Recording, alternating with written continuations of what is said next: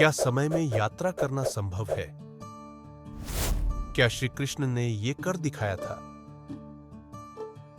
क्या अभिमन्यु को गर्भ में चक्रव्यूह तोड़ना सिखाया गया था? और क्या आधुनिक विज्ञान भी अब इन रहस्यों की पुष्टि कर रहा है? आज के इस वीडियो में हम जानेंगे अभिमन्यु और चक्रव्यूह की अद्भुत कथा, गर्भ में शिक्षा का रहस्य, टाइम ट्रैवल का सनातन और वैज्ञानिक दृष्टिकोण। महाभारत के युद्ध में एक दिन कौरवों ने चक्रव्यूह रच डाला, एक ऐसा सैन्य घेरा जिसे तोड़ना आसान नहीं था। पांडवों में सिर्फ अर्जुन को चक्रव्यूह तोड़ना आता था, लेकिन उस दिन अर्जुन युद्ध भूमि से दूर थे। तब मात्र 16 वर्षीय अभिमन्यु आगे बढ़ा। उसने कहा, मुझे चक्रव्यूह में प्रवेश करना आता है, बाहर निकलना नहीं। फिर भी जाऊंगा मातृभूमि के लिए। लेकिन सवाल यह है, उसे यह ज्ञान आया कहां से? कथा कहती है, जब सुभद्रा गर्भवती थी तब श्री कृष्ण उन्हें चक्रव्यूह के बारे में बता रहे थे। गर्भस्थ अभिमन्यु सब कुछ सुन रहा था, लेकिन जैसे ही श्री कृष्ण चक्रव्यूह तोड़ने की विधि बताने लगे, सुभद्रा को नींद आ गई और ज्ञान अधूरा रह गया। अब सवाल यह उठता है, क्या गर्भस्थ शिशु सुन सकता है?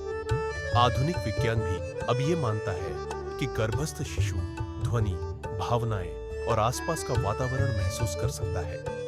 इसे प्रीनेटल लर्निंग कहा जाता है। 5वें महीने के बाद शिशु के कान विकसित हो जाते हैं और वो मां की आवाज और बाहरी ध्वनि पहचान सकता है। यही कारण है कि आज गर्भ संस्कार जैसी विधियों को अपनाया जाता है, जहां मां को मंत्र, संगीत और सकारात्मक बातें सुनाई जाती है। श्री कृष्ण को काल का अधिपति कहा गया है। वो केवल ईश्वर नहीं, समय से भी परे है। गीता में स्वयं श्री कृष्ण कहते हैं, कालोस्मि लोक क्षयकृत प्रवृद्ध, मैं काल हूं, लोकों का संहारक। टाइम ट्रैवल विज्ञान में एक सिद्धांत है जहां समय को एक रेखा न मानकर एक लचीला तंतु माना जाता है।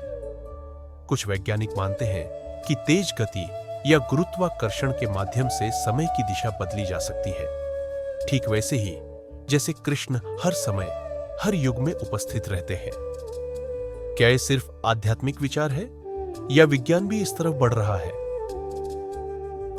सनातन धर्म कभी विज्ञान से अलग नहीं रहा। जहां पश्चिम अब एपिजेनेटिक्स और प्रीनेटल प्रोग्रामिंग की बात कर रहा है, वहीं भारत में हजारों साल पहले ऋषि मुनि ये ज्ञान दे चुके थे। चाहे वो अभिमन्यु का गर्भ ज्ञान हो या युगों से परे श्री कृष्ण का अस्तित्व, ये सब संकेत है उस दिव्य विज्ञान के जो आधुनिक विज्ञान की सीमाओं को चुनौती देता है। तो क्या श्री कृष्ण ने टाइम ट्रैवल किया था? शायद नहीं, शायद वो समय से ऊपर थे।